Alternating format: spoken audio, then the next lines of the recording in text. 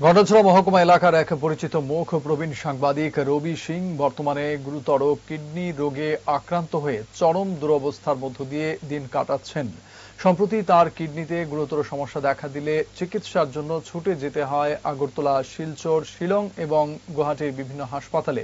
এতদূর দৌড়ঝাঁপের পরও চিকিৎসা আশানুরূপ ফল পাননি তিনি। বর্তমানে চিকিৎসকের পরামর্শ অনুযায়ী ভেলুরে উন্নত চিকিৎসা নেওয়া অত্যন্ত জরুরি হয়ে পড়েছে, কিন্তু আর্থিক অসচ্ছলতার কারণে এখন তার পক্ষে এই চিকিৎসা করানো অসম্ভব হয়ে পড়েছে।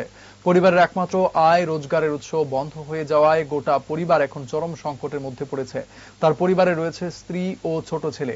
5 বছর আগে বড় ছেলে মারা যাওয়ার পর থেকে এমনিতেই পরিবারটি ভেঙে পড়েছে। ছোট ছেলেও বেকার, ফলে সংসারে কোনো রকম আয়ের উৎস নেই। সাংবাদিকতা করে যা উপার্জন করতেন তা দিয়ে কোনো মতে সংসার চালাতেন। বর্তমানে শারীরিক অসুস্থতা ও অর্থনৈতিক দুরবস্থার মধ্যে পড়ে তিনি নিজেই এখন জীবনের জন্য লড়াই করছেন।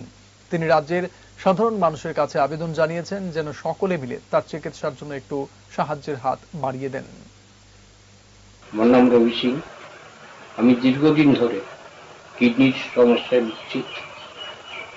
আপাময় জনসাধারণের কাছে আমার অনুরোধ, আমি সাংবাদিক।